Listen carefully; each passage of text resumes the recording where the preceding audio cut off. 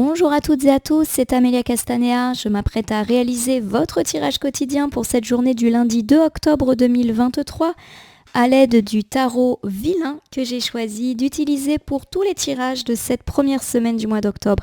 Je vous propose un tirage à une carte initiale, carte que je vais recouvrir au fur et à mesure de mes interprétations pour obtenir de plus amples détails et précisions sur ce qui vous attend pour cette journée du lundi 2 octobre 2023. Alors je vais battre le jeu en pensant bien à vous, ma consultante, mon consultant. J'espère que vous allez toutes et tous bien en ce début de semaine.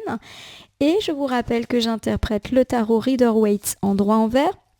Cela veut dire que je n'attribue pas le même sens aux cartes, selon qu'elles m'apparaissent à l'endroit ou à l'envers. Allez, c'est parti pour la coupe des énergies qui nous parle de notre état d'esprit au moment où nous regardons cette vidéo. Je commence ici avec l'arcane majeur de la lune qui est inversée. L'arcane majeur de la lune, lorsqu'elle est inversée, elle me parle d'un masque que l'on porte ou d'une personne qui porte un masque. C'est également une carte qui nous parle du fait que l'on veut trop plaire aux autres, quitte à ne pas se comporter comme on le ferait habituellement. On est trop soucieux de l'image que l'on renvoie et on est plein de peur et plein de doutes à ce sujet. L'arcane inversé veut également nous parler de choses secrètes qui nous sont cachées. Donc peut-être que nous cachons des choses, peut-être que des choses nous sont cachées. Et puis ça nous parle aussi d'avoir été pas mal anxieux ces derniers temps. Ces derniers temps, puisque la carte est à gauche, la gauche incarnant plutôt le passé en cartomancie. J'ai ici le chariot. Et le chariot inversé est une carte qui nous parle de lenteur, de frein, d'opposition. Donc pour moi, il y a l'idée à travers ces deux cartes qu'on aborde cette semaine pas forcément avec le meilleur état d'esprit. Il y a l'idée qu'on est très soucieux de l'image que l'on renvoie aux autres, on veut plaire et il y a quelque chose ici qui nous échappe. Voilà, alors peut-être qu'on a fait ou dit quelque chose qui, à notre avis, ne va pas plaire aux autres et ça nous stresse. Qu'est-ce que les autres vont dire? Qu'est-ce que les autres vont penser? Voilà, il y a l'image de soi là qui est très très présente. On a peur de ne pas plaire, on a peur d'avoir une mauvaise réputation. Il y a également l'idée que l'on cache des choses, alors pas forcément des choses graves, mais que on garde certaines choses à l'intérieur de nous et que ça commence à être un petit peu difficile de les garder pour nous. C'est comme si on avait envie un petit peu de vider notre sac et c'est peut-être pour ça qu'une forme d'inconfort est ici annoncée parce qu'on aimerait pouvoir le vider ce sac, mais de nouveau l'idée de plaire à tout le monde est très très présent. Alors j'ai étalé le vilain tarot sur mon tapis latéral et je m'apprête à prendre une carte initiale que je dépose devant vous face cachée. Je vais la retourner, la nommer, l'interpréter et la recouvrir pour voir ce qui nous attend en cette journée du 2 octobre 2023. Voici ici le roi de bâton avec Jafar. Alors le roi de bâton, c'est une carte qui, lorsqu'elle est inversée, me parle de personnes extrêmes, homme ou femme, ça n'a pas d'importance. Et il y a également cette idée de personne qui brise ses promesses. Alors peut-être effectivement qu'on aura affaire au cours de cette journée à une personne qui est radicale, qui est un peu extrême. Le genre de personne effectivement qui par exemple pense toujours avoir raison, qui est radicale par exemple, une personne qui décide de vous faire la tête pour finalement 3 fois pas grand chose. Mais peut-être aussi que la carte nous parle de vous, mon consultant, ma consultante. Peut-être que c'est vous aujourd'hui qui allez être un petit peu radical dans vos choix, dans votre façon de parler, dans votre façon d'agir.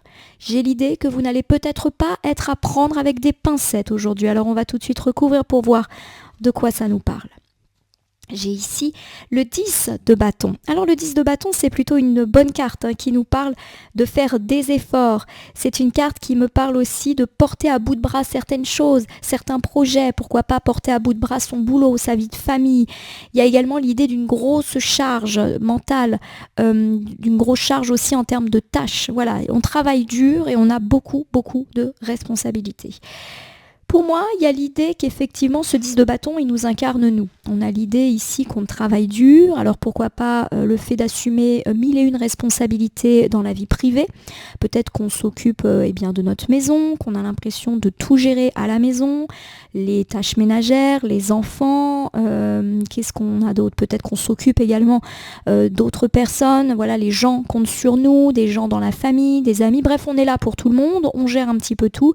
Il y a l'idée que ça commence un petit peu à nous user, peut-être qu'aussi au travail, on compte énormément sur nous. Voilà, il y a l'idée, à mon sens, d'un petit trop-plein qui nous habite dès le début de la semaine. Et c'est pour ça justement qu'on va peut-être être un petit peu radical, un petit peu sous tension, parce qu'on a l'impression que c'est nous qui gérons tout. Donc pour moi, le côté extrême du roi de bâton, il peut tout simplement nous dire qu'on a un petit peu tendance à être effectivement épuisé et donc peut-être irritable aujourd'hui parce qu'on a l'impression que c'est nous qui gérons tout partout. Je le prends en tout cas comme ça, donc vous me direz si effectivement cela vous parle.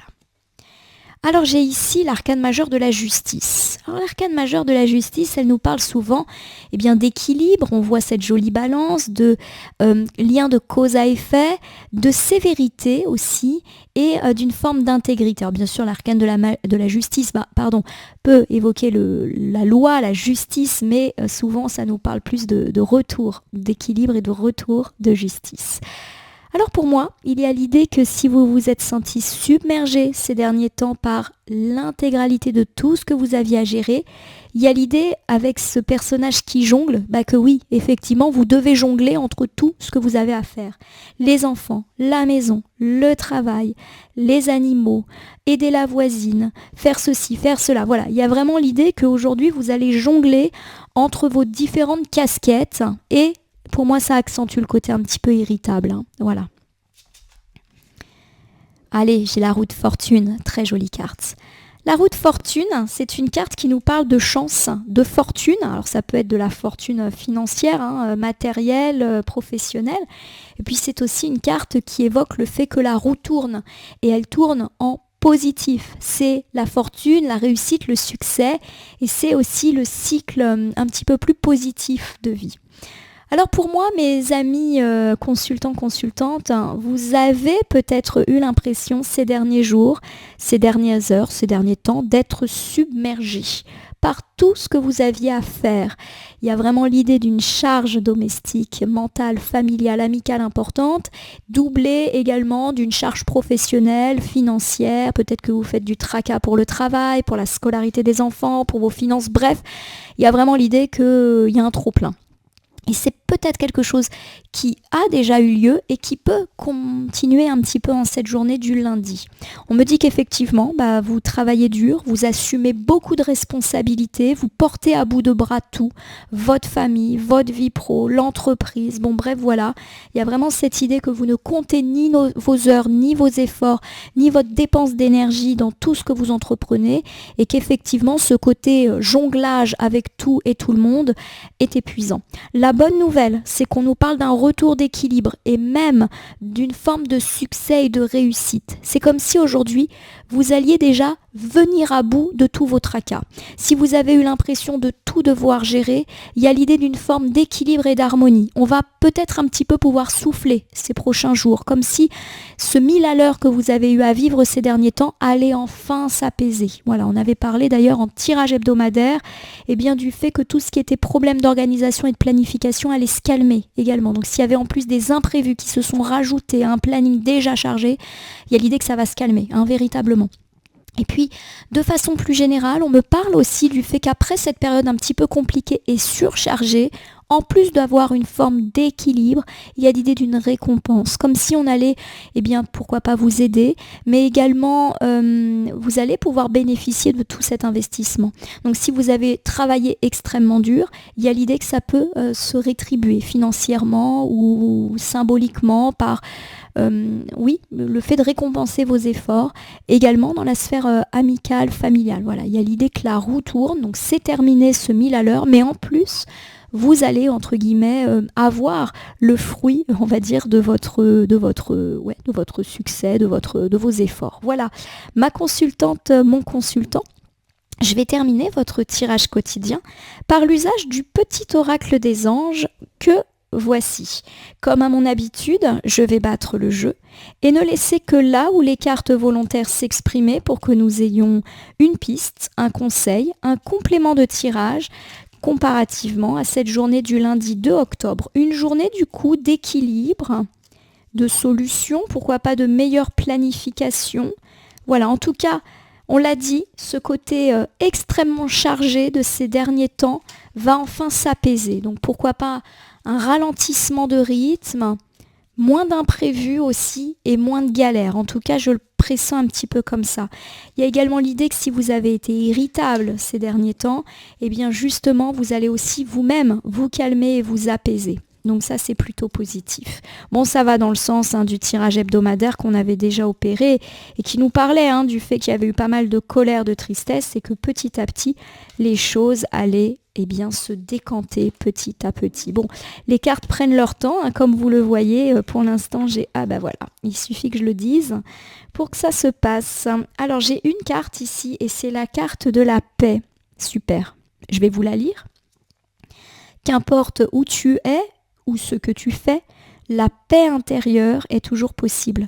Il suffit d'un subtil changement en conscience, pense à l'amour et la paix viendra.